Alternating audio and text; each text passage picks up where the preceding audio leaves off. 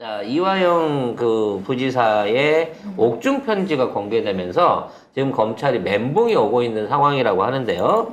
지금 이제 마치 이화영 부지사가 거짓말을 했다는 논리를 만들고 있습니다. 자, 어떤 얘기가 있었는지 기사부터 정리하겠습니다. 네, 이화영 전 부지사가 가족과 변호인을 통해 공개한 옥중 자필 편지를 보면 2019년 당시 이재명 경기도지사에게 쌍방울의 방북 대납을 보고한 적이 없다고 돼 있습니다.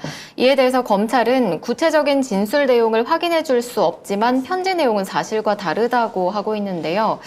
이 전 부지사는 내일 재판에서 법정 증언이 예정돼 있습니다. 아마 내일 재판 안 열릴 겁니다. 지금 검찰이 왜 옥중에서 편지를 썼냐라는 거를 조사하기 위해서 이화영 부지사를 따로 불려서 현재 조사 중이라고 합니다. 그러니까 법정에 나가서 이 부분이 이슈가 될 수 있는 상황이기 때문에 저는 재판 안 열리고 연기된다고 봅니다. 고문에 가까운 엄청난 조사를 받겠죠. 이게 그 시스템이 그렇다고 합니다. 구치소에 있잖아요. 네. 그럼 이제 방 안에 있으면 최소한 이 수갑은 풀어줘요. 독방에 있어도. 그래서 이제 혼자서 지낼 수 있는 시간을 주는데, 자, 거기에서 조사를 한다 그러면 방을 나오는 순간 수갑을 찹니다. 그리고 호송차를 타기 전에 호송을 이중으로 묶어요. 그래서 이거를 조사실에 들어가기 직전까지 안 풀어줍니다.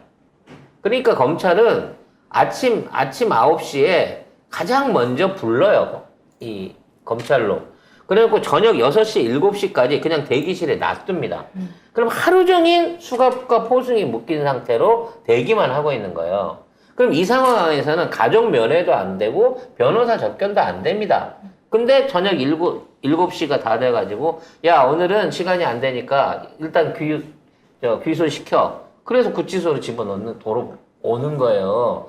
그러면 아침부터 저녁까지 내 묶인 채로 혼자서 대기를 타고 있는 겁니다.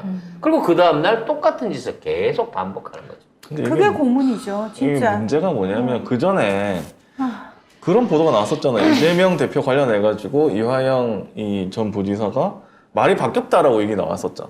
그래서 이재명 대표한테 불리한 얘기를 한 거를 언론에서 보도를 합니다. 검찰발이겠지, 당연히. 보고했다고. 이화영 부지사가 보고했다고. 그러니까 진술했다고 나왔죠.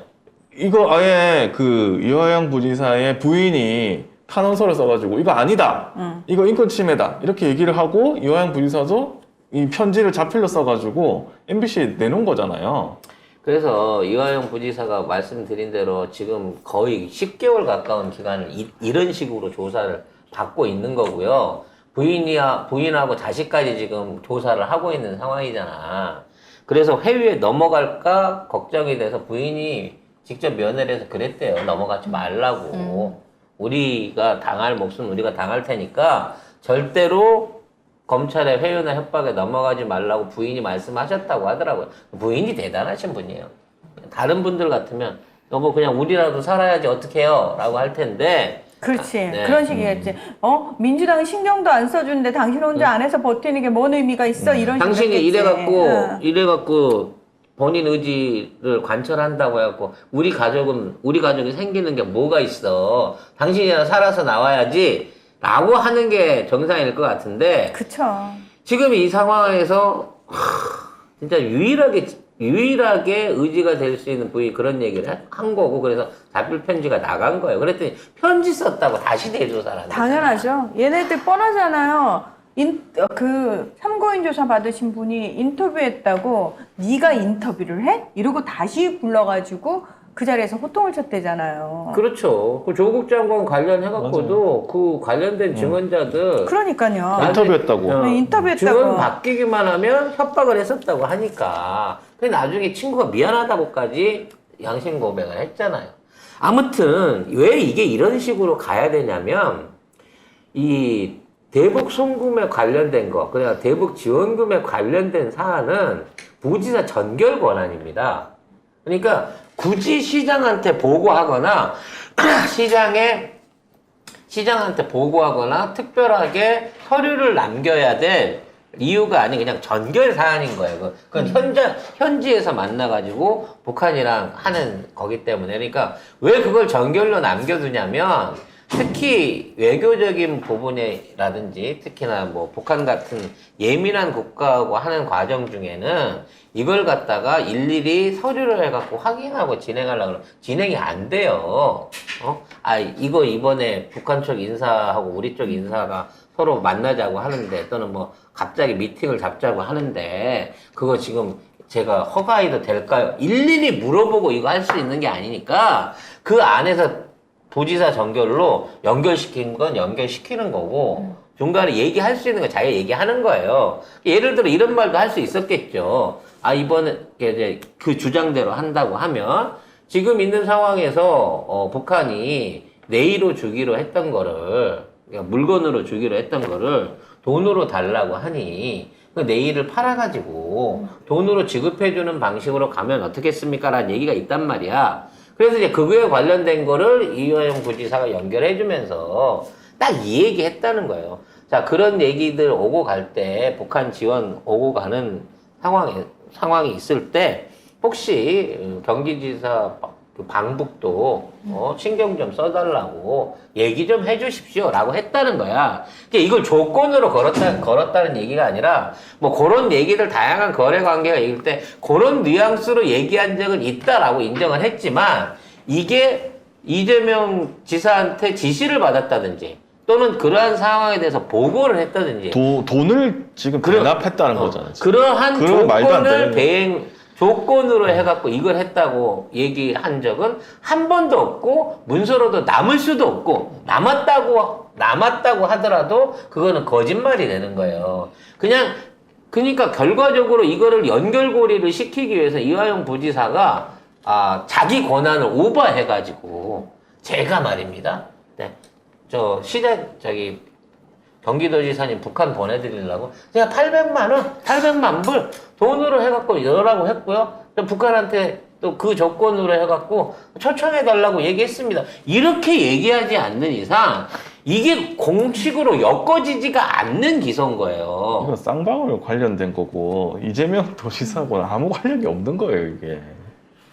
도대체가 진짜 검찰이 정말 옛날 우리가 왜 일제강점기에 일본 순사놈들이 우리 독립지사 고문하듯이 똑같은 고문 짓거리를 대를 이어하고 있네요. 군사정권에서 하던 짓이랑 똑같은 거예요. 똑같아요. 대학생들 네. 불러가지고 야 불어 이런 거야. 똑같은 거야. 뭐 읽지도 않은 거 다 부르래. 그리고 나중에 불러주잖아요. 불러주면 쓰고 그대로 써, 이거잖아. 그대로 써 이거잖아요. 아니 3대가 지났는데 4대가 지났는데 그 증조 할아버지가 하던 짓거리를 똑같이 하고 있는 친일파가 지금 있다는 얘기예요, 지금. 많다는 얘기예요. 겁나 많다는 얘기죠. 검찰은. 겁나 많아요. 지금 우리 노벤져스 우리 안혜혁 회장님이 저랑 얘기할 때 해준 얘기가 일본이 우리나라에서 패망하고 나갔을 때 북한에서는 180만 명의 친일 부역자들을 이제 숙청을 했다는 거예요. 근데 대한민국에서는 한 명도 숙청한 숙청을 적이 안 없다는 했죠. 거야. 그렇죠. 그러면 그 당시에 남북한의 인구 비례를 봤을 때 그나마 남한 쪽이 곡창지대라 인구가 훨씬 더 많았는데 북한 쪽에서만 친일 부역자가 180만 명이었으면 남한은 몇 명이나 있었겠냐는 거지. 더 많았겠지. 최소한 200만 명 이상은 있었겠지. 부역했던 놈들이. 근데 그런 놈들 중에 한 놈도 제대로 반성문도 써본 적이 없는 상태에서 만들어진 나라가 되고 그때 순사했던 놈들이 경찰이 되고 그때 만주군 했던 놈들이 국군 사령관이 돼서 그때 만주군 백선엽이 그래. 그리고 장교했던 놈 박정희 아니야. 이런 애들이 그대로 우리나라의 장군이 되고 군부의 수뇌가 돼가지고 나중에 이 나라 정치까지 말아먹어 버렸으니 이 나라의 친일이 얼마만큼 깊게 뿌리 먹이고 이 새끼들이 일반적인 국민들이나 이 대한민국의 정통성을 얼마나 우습게 보겠냐는 거지. 얘기하다 보면 얘기가 많이 튀고는 있는데 어찌 됐거나 이번 사태도 제대로 된 어떤 그 어그로를 끌어내는 데는 실패할 거예요. 지금 있는 상황, 이화영 부지사가 이걸 번복해버린 상황에서 어떠한 기소나 증거를 낸다고 하더라도 물리적 증거가 없어. 예를 들어 보고한 문건이 나오잖아? 그럼 무조건 이건 위조인 거야. 네. 원래 없어야 될 문건이기 때문에. 그래서 이 증언에 밖에 얘기를 못 하는데 이화영 부지사가 아니다라고 편지를 미리 썼기 때문에 검찰 입장에서 편지는 그렇게 썼지만 편지는 강압적으로 쓴 거다. 뭐 그 안에 들어있는데 뭘 강압적으로 민주당 의원들이 와가지고 편지를 그렇게 쓰라고 해서 쓴 거지. 증인의 마음은, 증인의 진심은 이재명 지사하고 그 당시에 다 싸바 된 거다. 라고 주장을 하는 거야. 이 상황에서 그래서 김성태하고 이재명 지사가 예를 들어 따로 밥이라도 한번 먹었거나 같은 어디 무슨 뭐 회장이라든지 이런데 어떤 세레머니, 그러니까 어떤 회의든지 참여를 하거나 근처에만 있었어도 다 그게 그거랑 연관된다는 거 아니야. 오죽하면 경기도 있는 직원이 쌍방울 회장 엄마 장례식에 왔다는 이유만으로 이게 이재명, 김성태의 연결고리다라고 주장을 하고 있을 정도로 말이 안 되는 소리를 한다는 거야. 그럼 윤석열 결혼식에 삼성이 500명씩 직원 보내서 봉투 갖다 바른 건 뭐고, 이 자식들아.